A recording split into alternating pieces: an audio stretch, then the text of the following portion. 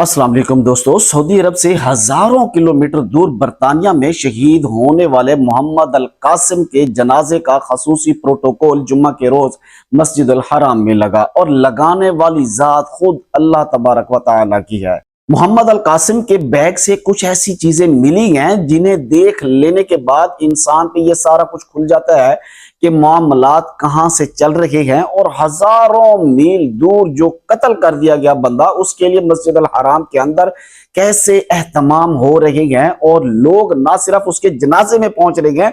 बल्कि जो दूर थे वो ऑनलाइन इसी वीडियो के तवस्सुत से उस मंजर में शरीक हो रहे थे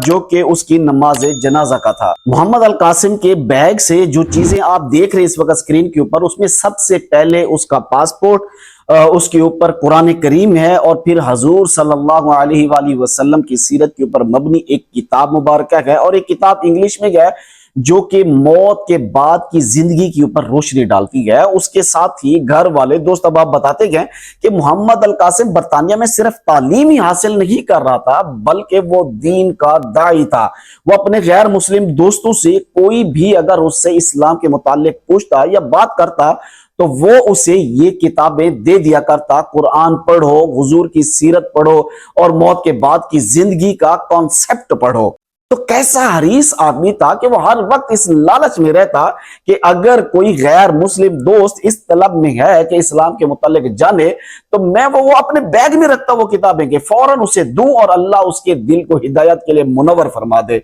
ये मोहम्मद अल कासिम जब इस तरह की जिंदगी वो किस माहौल में गुजारा था, इंग्लैंड भाई, और वो भी इस जवानी के अंदर जाना, वहां पर फिर सुभान अल्लाह ऐसी फिक्र होना, तो ये जो है ना ये अल्लाह के नेक बंदों के तौर तरीके ऐसे होते हैं। तो अल्लाह फिर अपने नेक लोगों को भी भूलता नहीं है और उसके लिए मस्जिद अल हराम में जुम्मतुल मुबारक का खूबसूरत दिन और फिर हजारों नहीं बल्कि लाखों की तादाद में लोग वहां पर जनाजे में शरीक हुए। मस्जिद अल हराम में मोहम्मद अल कासिम का जनाजा पढ़ा गया और उसके बाद उसकी तदफीन की गई। अल्लाह रब्बुल इज्जत जन्नतों में आला मकाम अता फरमाए इस मोहम्मद अल कासिम को जो अपनी मौत से बड़ा पैगाम दे गया।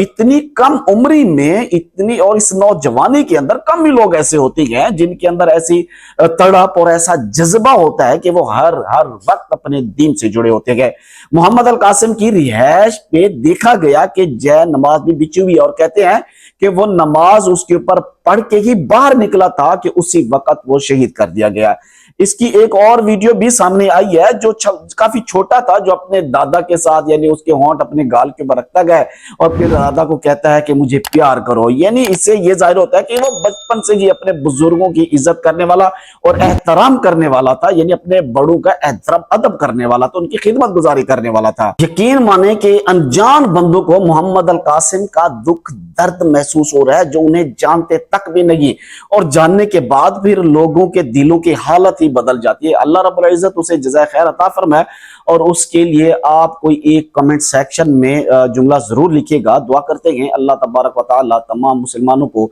अपनी हिफ्ज़ व अमान में रखे। मुझे दीजिए इजाजत, अल्लाह हाफिज।